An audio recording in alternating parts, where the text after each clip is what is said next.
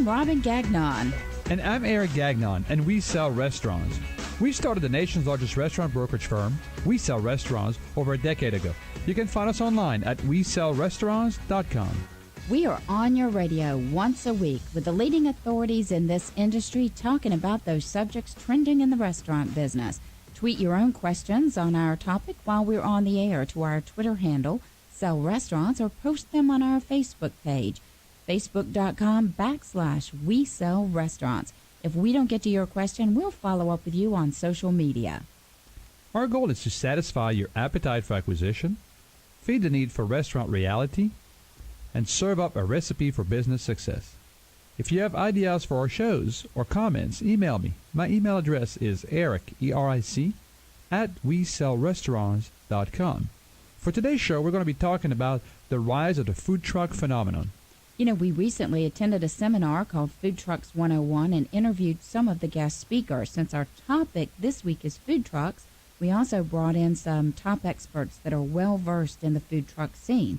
And while they have connections to Atlanta, their experience transcends all markets. Today, we'll talk about how food trucks are the tool used to establish a brand connection on the ground between restaurants and their customers. Our experts will weigh in and talk about how the food truck market has changed, how these trucks attract customers, and how the operators compete with the traditional standard brick-and-mortar restaurant. Our first guest today is David Ford, the owner of Food Truck South. Food Truck South is a company headquartered in Marietta, Georgia, and is dedicated to delivering the highest quality of platforms and wheels for the food service industry. The company operates in the southeastern region of the United States. Food Truck South employs experienced staff who specialize in design, engineering, and manufacturing of one-of-a-kind exclusive food trucks. We asked David to describe some of the logistics of building a food truck, and here's our interview with David. I'm David Ford. I own Food Truck South in Marietta, Georgia. First of all, just tell our listeners, what is Food Truck South? Food Truck South is a manufacturer designer of custom food trucks. And I guess you've seen an increase in your business in the last few years. Tell us about that. Substantially. We've done quite a few trucks. We do a couple a month, and it's pretty much ongoing and consistent. We don't have much downtime.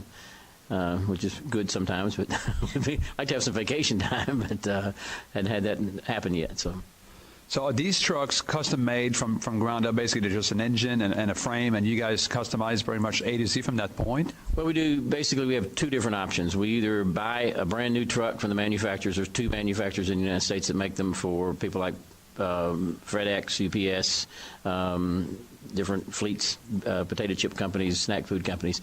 And then we also buy them used through those companies from the fleets, and then we repurpose them. We refurbish the engine, transmission, and so forth. Sometimes we replace the engine and transmissions, depends on the condition.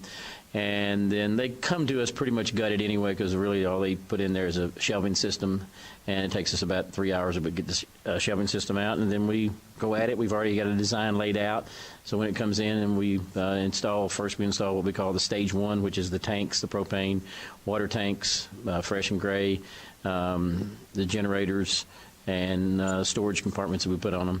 And then we go to the inside. And it takes us about 4 to 6 to 8 weeks, depending on what's going in it and when we're getting everything, and if our suppliers gets everything to us on time.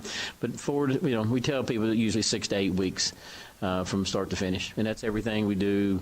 We do the wrap, everything in-house. When they come to us with an idea, we lay out the design. They sit there. We have a 40-inch plasma TV on the wall tied in with our computer system, and the client can sit at the table as we're laying it out, and they can see it in 3D and see it move. And we open the doors on it to make sure that the doors open all the way and they're able to get everything in. And it's a good experience for the customer to be able to be active and be able to interact with us and getting it laid out and designed. It's much more than a truck, though. This really is a restaurant on wheels from all the infrastructure you're describing. Most definitely. The way we build ours is somewhat different than some of the other ones you've seen that were kind of carnival trailers where they put in cabinets and then drop things in the top of the cabinets. Ours are built more like a gourmet restaurant that you'll see. In fact, some of the concepts out there now with some of the restaurant groups, I'll use Houston's as an example, and some of the Buckhead Life restaurants there, they've made their kitchen visible from the restaurant, and that's kind of how we looked at it and said, we eat with our eyes, and if it's visible, and that's one of the reasons you'll see double windows in our truck so you can see inside the truck, see the type of people that are operating. It's not like they're hiding behind something. And they're very bright. And everything's modular. It's all the tables are stainless steel. All the equipment's stainless steel, and they're all tied down. Of course, we can't put them on wheels, and so that they can come out and be refurbished or be cleaned or anything of that nature. So it's you can probably empty a truck within probably completely. We could take every piece of equipment out of the truck in probably about 4 hours. And that's important just because you mentioned cleaning. I mean, these trucks are subject to health service, the health department coming in and doing random inspections, so they have to be cleanable. Well, and that's one of the reasons we don't do the cabinets. We make them open with the tables and so forth, the way we put in them. Then that way they can mop in, mop under it, and get around it. And the health departments have been very, very good to us about that. They've come back and they've actually told owners in different states. We've built about as many trucks out of state as we have in state, and when they get them in, they haven't seen them like that, so they're able to see everything. They can see the floors, they can see wall to wall, and you can get your mops back in there and the brooms back in to clean out very well. So it makes it easier. And when the health department inspectors see something and see that it's easy to clean and it is kept clean, they have a tendency of moving on to other things that are far, a little bit. So we try to help our customer by giving them a truck that has a good vision. So. Okay, now I'm going to ask a question that's on everybody's mind. I'm ready to go. I want to be in the food truck business. What's that price tag look like? Well, they're square and they're they range. It's impossible for us to give you an exact price, but they can go as high. We've built some trucks for $200,000. We've built some trucks for $75,000. So pick a number between $75,000 and $200,000, and that's about where it's going to be. We hear people saying that it should be $40,000, and we ask them where that number comes from, and they think, well, their statement is that, well, that's kind of what I thought it would be. There's a lot that goes into it you really don't see. We've actually considered kind of doing a time lapse video to post on our website of us doing one, but there's some proprietary things that we do that kind of go behind the walls that we're kind of not too happy about doing that at this time. So. Well, let me ask you who your customers are. I mean, we have obviously the people that just want to be in the food truck business. I mean, you mentioned earlier before we on the way here to the interview room with you that you have people from D.C. here. People all over the country want them. There's some places you can just have a food truck. Some people are an extension of their current brick and mortar. What percentage of mix is your buyers? That's hard to say. They're all over it's all over the charts. It's everything. Like I said earlier when we were talking, I built this truck for Waffle House. Obviously, they're a big company. And then I've also built one for the DC truck, for example. Is two. We call them the kids. They're to me they are. They're she's 21, he's 24. They're from Venezuela. And we've had some others. We have a couple other young couple from here in Atlanta that we built one for that they're at the same age, and then we built them for people that have retired and want to stay active. So it's across the board. It's a very different group of people. What we're seeing now, in fact, I had some people in from Texas last week that I've been beating my head against the wall with some of the restaurant groups trying to get them to do this. It's a great way to launch a brand. There's a local group that is pretty successful here in Atlanta. I kept trying to get a hold of and never could get them to take my calls or return my calls, and they went to the Charlotte market and opened up one of the stores and that's when I found out about it. I tried to get them to take a truck, go in previous to opening your brick and mortar, take a truck in, serve that market. Cities see, they're not familiar with the brand. They see the brand running around town, and and then when the store opened, they said, "Oh, we're familiar with that brand." Well, that company lasted 5 months in Charlotte, and they're very successful in Atlanta. So obviously brand recognition wasn't something that the people in Charlotte recognized and didn't go there. So it's really, and I spent 30 years in the graphic business and have some background in that, obviously, and I ran a billboard company, and people used to ask me about how do you gauge what you spend on, how do you get your money back on a billboard? There's no way of knowing that. You only know how many cars pass a billboard. You'll know how active this rolling billboard is when you have people coming up to it when you stop it, or when people see it on the road, or when they eat from it, that those graphics are working. Example being the Waffle House truck. It looks like a rolling. We wrapped it to look exactly like the restaurant, and they launched a new website specific to that truck. Wow. And they sent it out before they said people in the company wanted to drive it. Everybody wanted to get out and put a new toy, and everybody wanted to get out and roll around in it, which they did. And I got a call from my contact over there that we worked with on it to tell me that the website just blew up. That the hits on it were, and the only place that people could have seen that website was on the side of that truck. And he said it was phenomenal. They'd never seen anything like it. That's amazing, because it really did start at the grassroots level with people doing food trucks for, a brand new store, and that was to go carve their place in the market. But now, you're right, it's Waffle House, it's Chick-fil-A, all the big brands are doing this as an extension of their brand so they can go to the people. Well, that's what's happening. We're currently building one. We're about finished with it, probably be finished with it by the end of this month. It's for Flowers Bakery, or Flowers Companies, I think what they call it now. And they're actually going to use that truck for giveaways.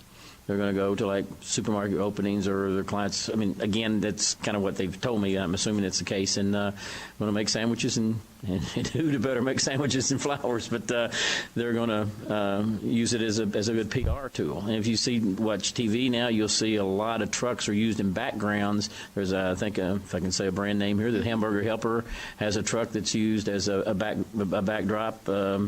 There's a commercial on TV I noticed the other day that has the car from Back to the Future in it, about something from GE, and sitting over in the parking lot. The empty parking lot is a food truck type truck called Step Van is what they're called, and it has a GE logo on it. So people are now kind of seeing this thing as if you will, a billboard, and it's a great way to get your name out there because it's sitting in traffic. That's right. It becomes their mobile marketing piece. So that's... And it's really the only billboard that pays for itself. I mean, it's out there, it's moving around. People walk up to it and buy something out of it. I mean, unless you can climb 60 feet up in the air and get on a billboard, it's the only thing that really works like that. That's great information from probably the most outstanding expert that we have located in the food truck industry. You're doing a great service to the restaurateurs building these phenomenal trucks. We appreciate your time today, David. Well, thank you, Robin. I appreciate that and appreciate the kind words. Thank you. So I think David nailed it when he said we eat with our eyes, and your brand's never more visible than when it's on a food truck and going down the street. Eric, who else did we chat with? All right, well, Robin, we also caught up with Greg Smith, who has sat as the president of the Atlanta Street Food Coalition for the past 3 years. During his time in office, he helped lead the charge to lobby for expanded rules and regulation governing street food vending, opening the door to culinary entrepreneurs throughout the city. Greg's from Atlanta, and he's also has his own general practice law firm in the Metro Atlanta, where he specializes in estate planning and business law and regulation of restaurant, food service, and food productions. We asked Greg to explain how the food truck scene has changed in Atlanta since the establishment of the Atlanta Street Food Coalition. Here's our interview with Greg. My name is Greg Smith, and I'm the president of the Atlanta Street Food Coalition, and I'm a practicing attorney in Atlanta. So tell us a little bit about what is the Food Truck Coalition and how long has it been in existence? So we got started back in May of 2010. There was a group of 6 or 7 of us that were all interested in bringing food trucks to Atlanta. At the time, the rules and regulations in Atlanta were quite difficult, and the industry was really non-existent. And so we organized the food truck, the Street Food Coalition in an effort to improve that situation. And our overall goal is to improve the business environment for street food vendors of all kinds in the metro area. So this started a bit like the Wild West. I mean, there was unregulated. People were not educated about what to do, how to go about it. People say, hey, I could just get a food truck for a fraction of the cost. But obviously, you've been in the forefront of that, the pioneering of this, and more of a clear path to own a food truck. Can you tell us a bit about where it started and the reaction of food truck owners and the municipalities and the things around? Sure. So the food truck thing is nothing new. California has had taco trucks for many years, and California certainly had kind of a Wild West mentality out there. I think a lot of the guys that came along in 2008, 2009, the Kogi Barbecue and those kind of guys, they were really operating in this vacuum where there was no rules, and they were setting the path at that time. So over here on the East Coast and in Atlanta, we were watching this happen and started to look to see what would it take for that kind of thing to happen in Georgia. And I'm not sure if it's if it was because of the Olympics being here and they'd had vendors here before. They'd had a lot of trouble with vendors in Atlanta before. For some reason, Atlanta had this very strict set of rules, and the state of Georgia has this very strict set of rules for food vending from mobile units.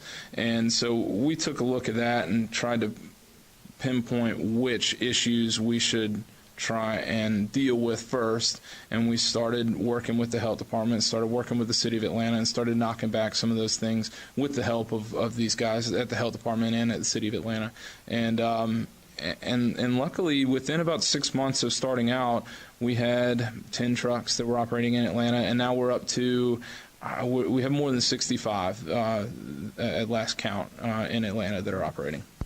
That's a lot of growth in a short period of time. What's the public reaction to being able to get to a food truck vendor?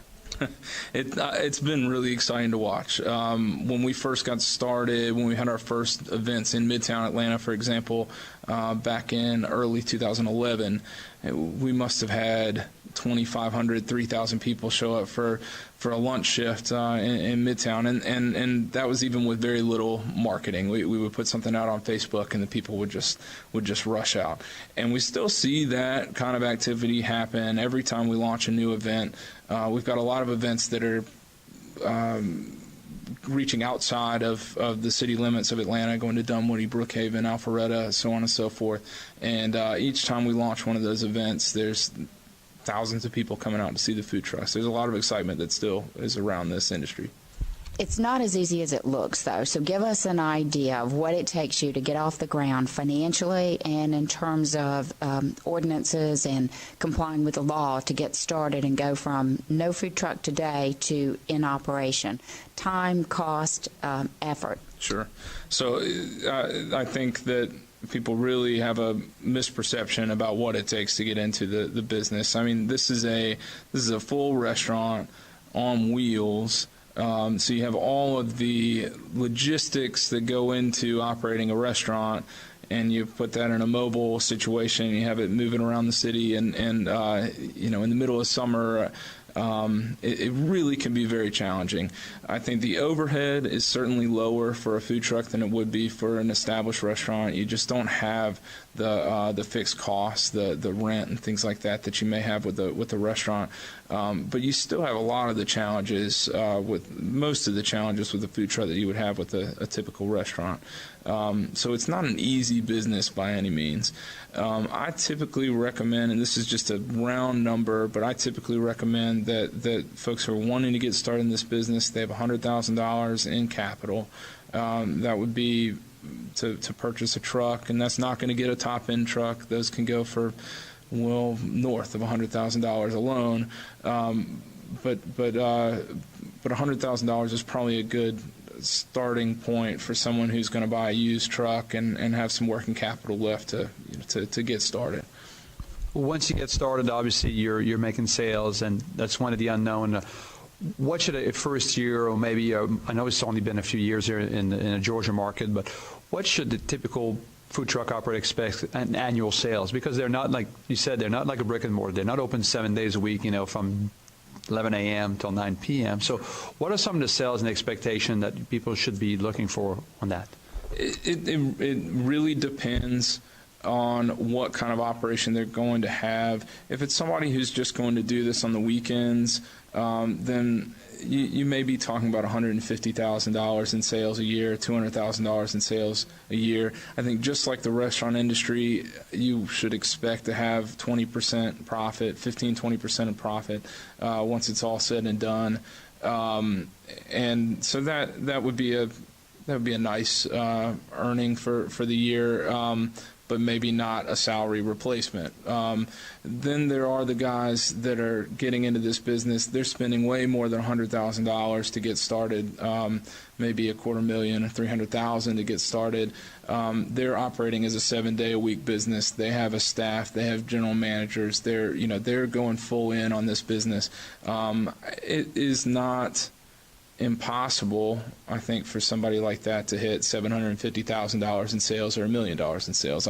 We've got some guys who are close to that in Atlanta this year, but it's only a handful. It's the guys that are really going full in on the business and really heavily investing in the business that are doing that kind of sales. And also part of that is they also have, like you mentioned in your seminar, that they have a facility, a commissary or a kitchen. So there's a lot more people than just the 2 guys or 3 guys on a truck, serving you the food and just got up this morning and prepare, correct? That's right. These guys that are really hitting the business hard, they maybe have 12, 15 people on staff as opposed to the 2 or 3 that a smaller operation might have. So explain the difference, Greg, between food sales and food service, what the requirements are for those 2 different categories. Sure. So food service is just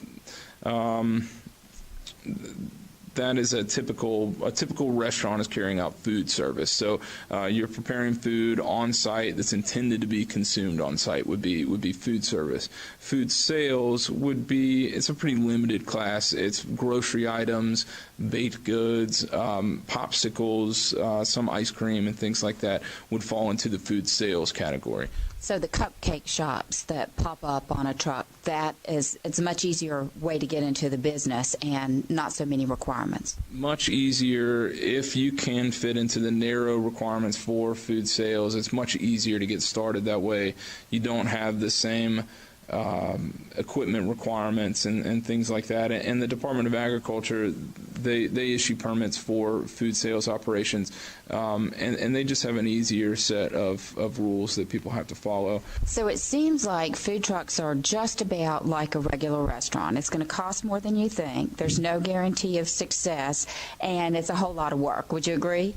I would. Well, we're back on the air, and we're talking food trucks today. This is Eric and Robin Gagnon. We're the Restaurant Brokers. We'd like to thank today's sponsor, Today's Restaurant News, the food service industry newspaper. Today's Restaurant News is the trade newspaper for the food service industry in Georgia and Florida. The publication's available both online and in print. Stay tuned. We have a successful food truck operator coming up in our next segment. This is Eric and Robin Gagnon. We are the Restaurant Brokers.